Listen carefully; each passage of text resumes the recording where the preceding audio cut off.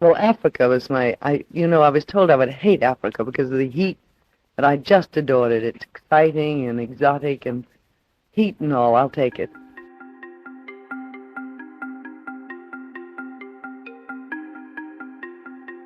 Africa was, in a sense, my baptism in Pepsi, and I have a great affection for that continent. On July 24th, 1957, Joan Crawford and her husband Alfred Steele, then CEO of Pepsi-Cola, left New York City for Italy on business. From Italy, they would then sail to Lebanon. From Lebanon, they would travel to Iraq, Kuwait, touring and opening plants. They would then arrive in Egypt before returning to Italy. That September, they would travel to South Africa, Congo, Uganda, Kenya, and Tanzania. In Joan Crawford's book, My Way of Life, she mentions how especially her visit to the countries in Africa on the tour provided her with some of the most thrilling memories she has. Each place was unique, with a different beautiful experience, but Africa left a lasting impression on her. When Joan Crawford and Alfred Steele arrived in Mozambique, they were met with an unexpected surprise. Thousands of people were waiting at the airport. She was unaware they were all there just for her. May I go back to Africa again? Please do. I said to my husband, I don't think anybody in Mozambique, Portugal, East Africa, nobody would know me there. So let's go and I'll learn about the Pepsi-Cola business. At 7 o'clock in the morning, there were 10,000 people at the airport. They knew that you were coming. Yes. Yeah, it's rather interesting. That's the great power of motion pictures. I must tell you that when you go into a foreign country, they don't have to say, who's that? They feel what the American audiences feel, an audience identification. They feel they know you, so you have bridged already. With an hour, 2 hours, sometimes it takes people much longer to say hello and know each other. They felt they knew me, and there was a warmth with these people. And in Leopoldville, the same thing. And I think there were about 15 or 20,000 people in Johannesburg at the airport, with actors and actresses and all the even natives in Johannesburg were there at the airport with flowers. And I think the impact of motion pictures, when you think that you can walk into a strange country at 7 in the morning with 10,000 people at the airport with their arms outstretched, you just say, thank you, God, thank you very much. What does this do to you? This is interesting. I cry. I get tears in my eyes. Isn't that awful? I'm so touched. Among Joan Crawford's most memorable experiences was the couple's stay at Treetops, a hotel set high in the trees within a game preserve. The same place Queen Elizabeth was staying when she had become queen just 5 years earlier. Way out there in the wilderness, it's one of the most luxurious places in the world. The food can compete with that of 21 in New York.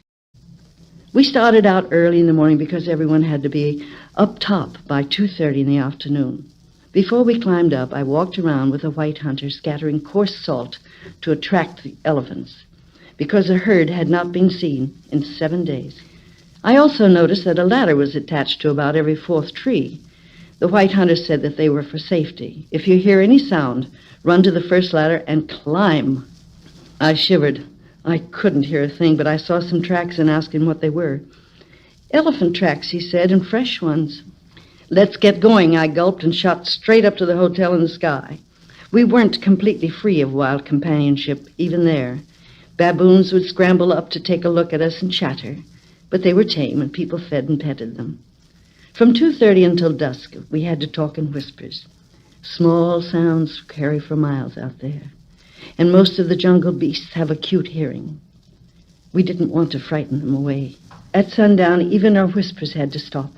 We removed our shoes and walked quietly in bare feet. We crowded to the windows and waited while a simulated moonlight, controlled by a rheostat, very gradually grew brighter. Then, to our delight, 2 herds of elephants emerged and made their way to the waterhole, walking so delicately with their great feet that hardly a twig snapped. The bulls led the way. Babies trotted along underneath their mothers, and when one of them ran ahead, the bull would bat it back to safety with his trunk.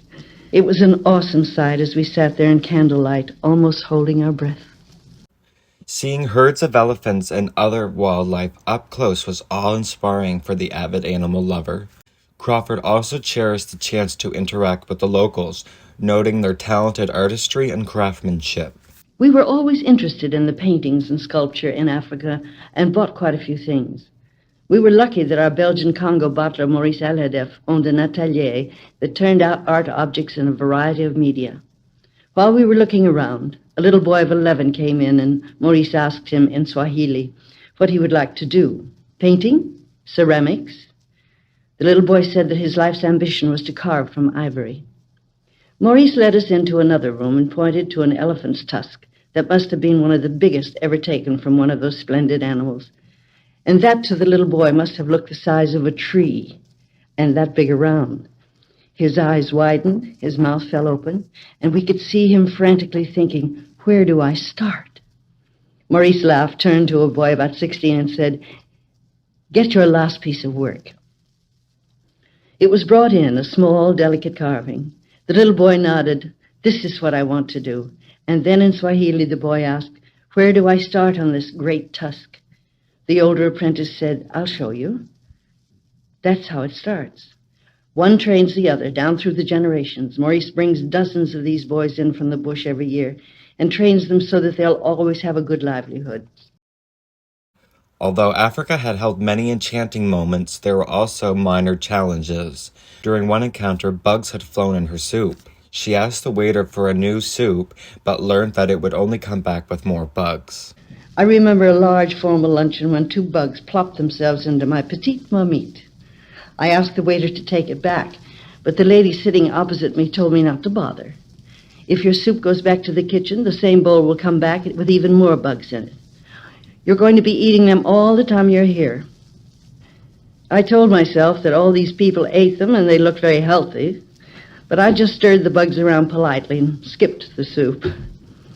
Yet, these minor inconveniences were balanced, if not forgotten, by Crawford's thrilling memories. When traveling in Africa, it's protocol to first check into the government house before going to your hotel, even if it's 6 in the morning, as it was when we arrived in Uganda. It was incredibly hot. This is the only part of traveling that I dislike. And I was assured that we only need to sign the register.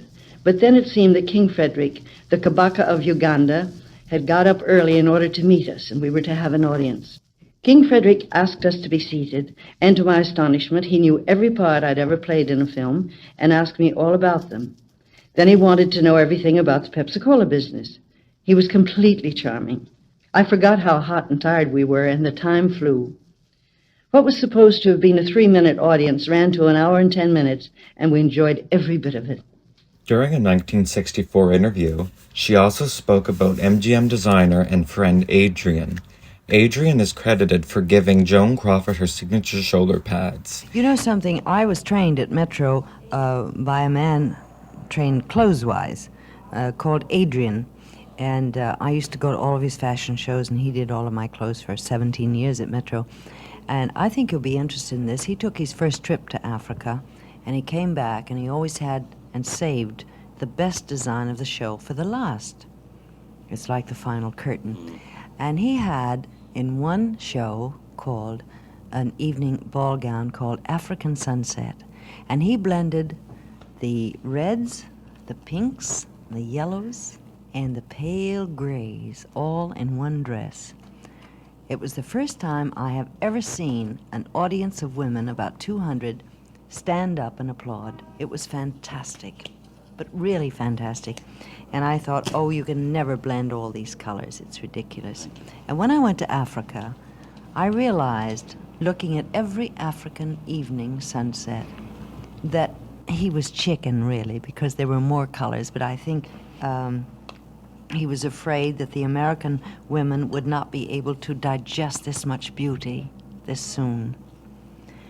And every night changed. It was so beautiful.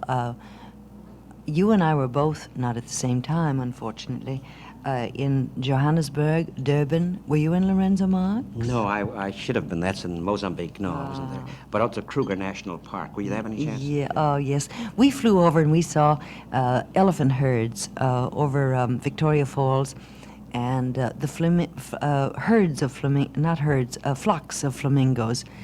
And I've never seen, and we flew 200 feet above the jungle. We had a private aircraft, so we could do that. But it was the most fascinating thing I have ever seen. And of course, I never like a pilot to, what do you call, not tip a plane. I know too. Well, when you turn to left to right. But in order to see the flamingos and the herds of wild elephants, he had to tip the wings and really glide. And I was so fascinated by all the jungle and all of these things that I didn't even realize we were turning on our sides, actually. Animals were so free, weren't they? Oh, The animals, yes. you know, we've forgotten how to be free, I think.